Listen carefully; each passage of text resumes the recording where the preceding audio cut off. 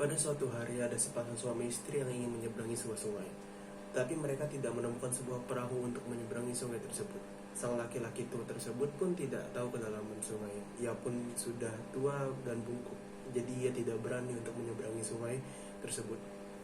"Apa upayaku hendak menyeberangi sungai ini?" kata si bungkuk itu.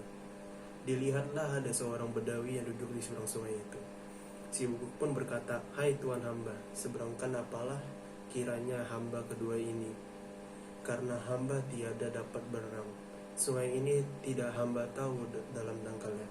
Setelah mendengar itu, Bedawi pun melihat perempuan sang istri si bungkuk yang baik rupanya. Dan Bedawi berkata dalam hatinya, "Untunglah sekali ini." Bedawi pun turun ke sungai, merendahkan dirinya hingga lehernya agar tampak bahwa sungai itu lebih dalam daripada semestinya. Ia juga beralasan bahwa ia tidak mungkin bisa membawa dua orang sekaligus. Setelah dia mendengar kata Bedawi, si bungkuk pun berkata kepada istrinya, "Pergilah diri dahulu."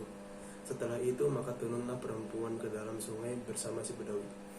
Bedawi pun juga berkata, "Berilah barang-barang bekal tuan hamba dahulu, hamba seberangkan." Maka diberi oleh perempuan itu, diseberangkan oleh Bedawi itu.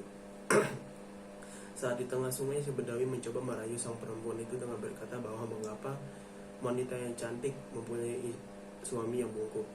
Bedawi pun juga berkata untuk menjadikan si perempuan sebagai istrinya.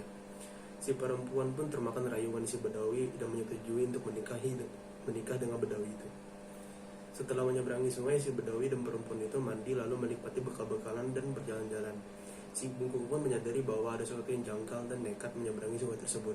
Saat menyeberangi sungai, si bungkuk menyadari bahwa sungai tersebut sama sekali tidak dalam, dan si Bedawi berbohong. Setelah sampai di tepi sungai, si bungkuk pun pergi ke rumah Masyudul Haq yang pandai memutuskan perkara-perkara untuk mengadukan masalahnya tersebut. Setelah itu, Masyudul Haq memanggil Bedawi dan perempuan tersebut dan menanyakan siapakah perempuan itu. Si Bedawi pun menjawab, "Dia adalah istriku." Tetapi si bungkuk menyangkal dan berkata, "Tidak, dia adalah istriku."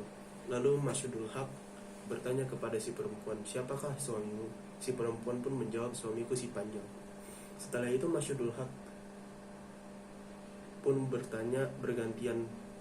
Pertama, Masyudul Haq bertanya kepada perempuan, "Siapa nama mertua laki-laki dan perempuanmu? Dan di manakah mertuamu tinggal?" Si perempuan pun tidak bisa menjawab. Lalu Masyudul Haq menanyakan hal yang sama kepada Bedawi. Si Bedawi pun juga tidak bisa menjawab. Lalu Masyudul Haq menanyakan hal yang sama kepada si bungkuk. Si bungkuk bisa menjawab dengan yakin dan jelas. Dari situ si Bedawi dan perempuan tersebut mengakui kesalahannya. Masyudul Haq pun tahu siapa yang benar dan siapa yang salah. Masyudul Haq pun berkata kepada si perempuan dan Bedawi untuk bertaubat dan tidak mengulangi perbuatannya lagi.